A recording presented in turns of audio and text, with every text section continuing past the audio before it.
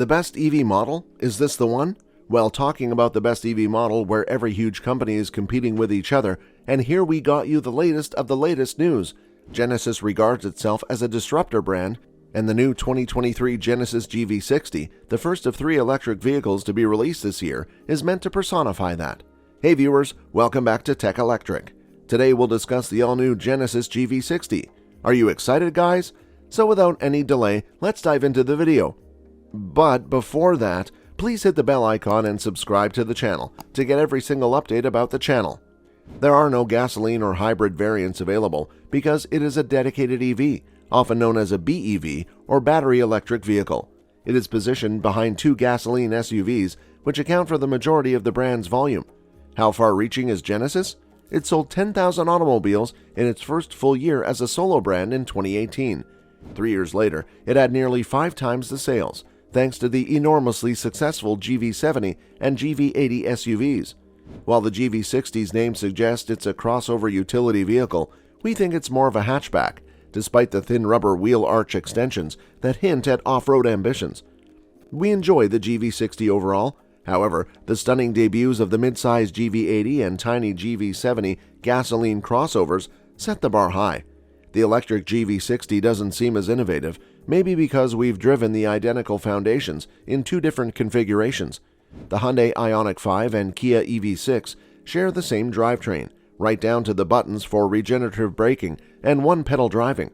All 3 vehicles feature 800-volt battery charging, which allows drivers to charge the 77.4 kilowatt-hour battery pack from 10% to 80% in under 18 minutes, though only under ideal conditions. Security through facial recognition.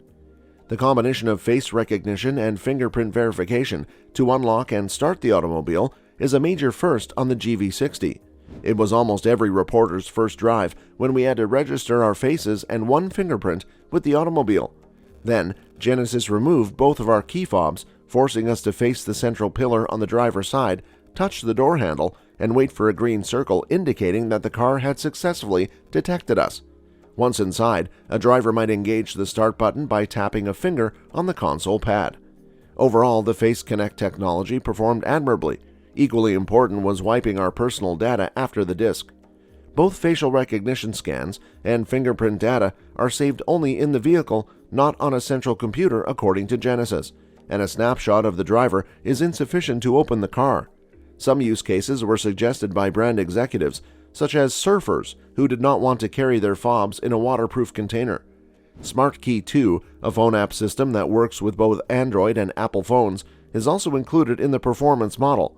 It not only unlocks the automobile, but also allows drivers to transmit temporary, time-limited access keys to others through email.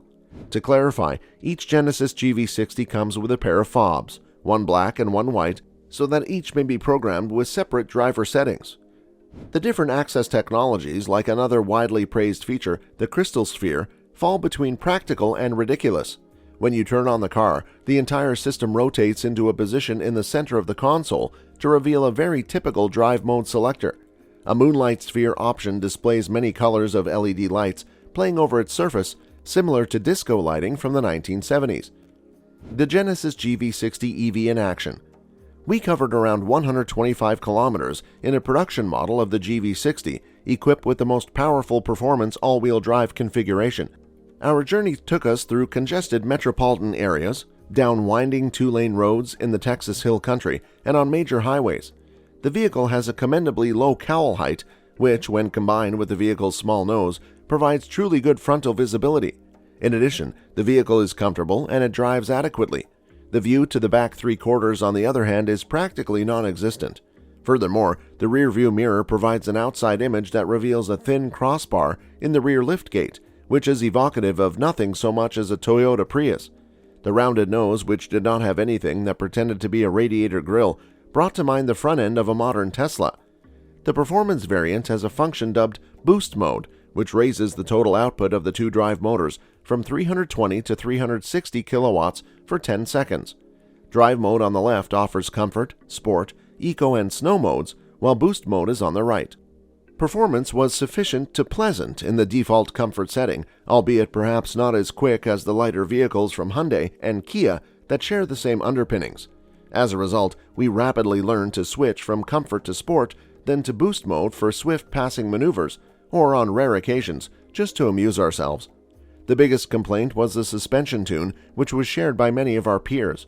The attractive 21-inch wheels of the performance variant provide adequate comfort and smoothness on most road conditions at the expense of some EPA-rated range. The bigger rolling stock adds to the 13-mile drop in range compared to the 248-mile range of the less powerful advanced trim rides on 20-inch wheels, which has a range of 235 miles.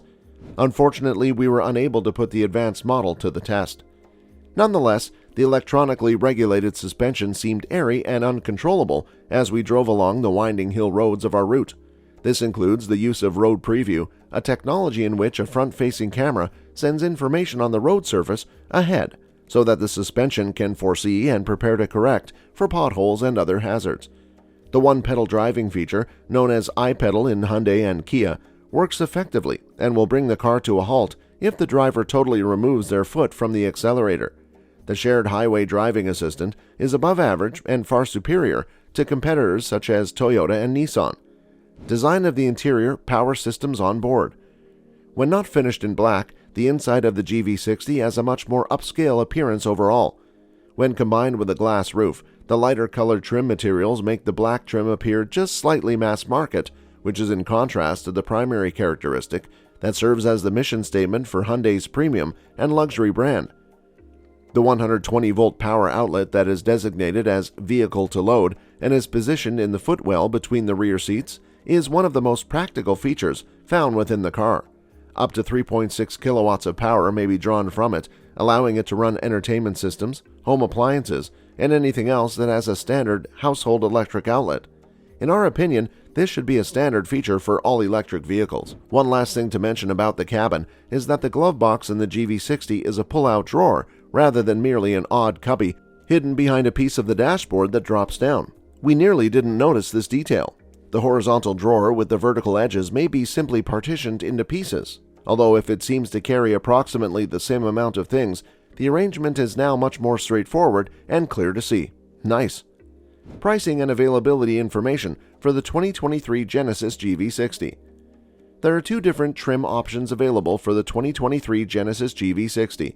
A destination charge of $1,090 is included in the recommended retail price of $59,980 for the GV60 Advanced AWD, which comes equipped with an all-wheel drive as a standard feature. In addition to a Bang & Olufsen premium music system, the Face Connect visual recognition system, vehicle-to-load power-out capabilities, and a 12.3-inch digital cluster and navigation system, it comes equipped with all of the available sophisticated driver assistance and safety systems. The GV60 Performance AWD is the higher-end variant, and it has a starting price of $68,980, including the destination charge. It has as much as 483 horsepower thanks to a front motor with a greater output of 160 kilowatts and a boost mode. It is equipped with wheels of 21 inches in diameter, Nappa leather surfaces on the interior, a massaging driver seat, and the digital Key 2 app, which is compatible with both Apple and Android devices.